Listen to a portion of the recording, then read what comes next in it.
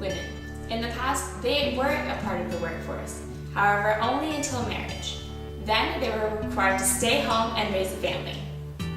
Yet, with new generations comes new concepts and ideas, all to be explained on this episode of Women in the Workplace. Thanks for joining us this evening. My name is Zoe Favren, and today we'll be explaining some concepts about women and the workplace. There have been many significant contributions by women to change these stereotypes throughout the ages.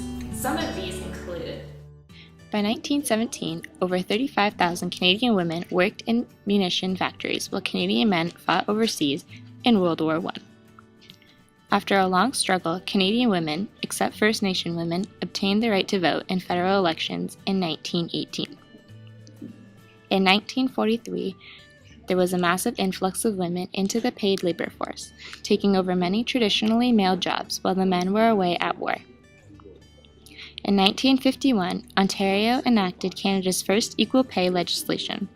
Other provinces followed suit between 1952 and 1975. In 1975, the federal government amended 11 laws in keeping with equality for women.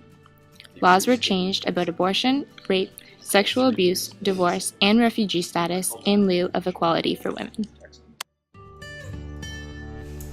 Therefore, it all began with gaining rights for women. The women's movement of the 1960s had many women aware of their right to control their own lives. Women joined unions and raising such issues as wages for housework, pensions for housewives, and public childcare. Women throughout history worked to establish the prohibition of discrimination in employment policies on the grounds of gender or marital status, affirmative action, equal pay for work of equal value, maternity leave and benefits, adequate daycare facilities, provision for health and safety, and protection against sexual harassment in the workplace.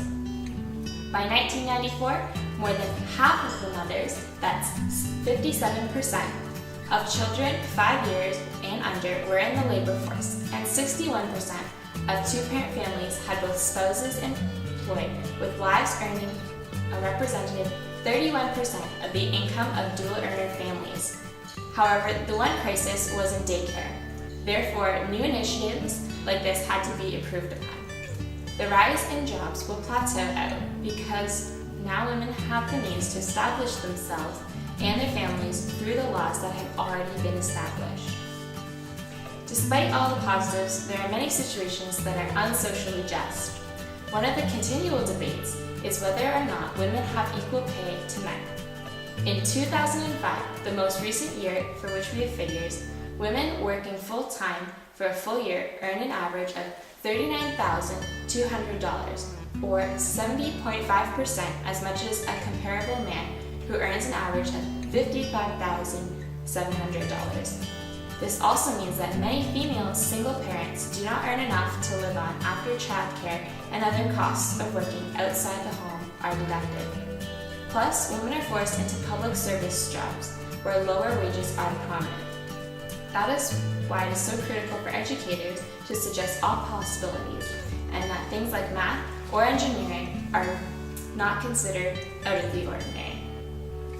Well, thank you again for joining me on Women in the Workplace. Hope you learned a little bit. I'm signing off.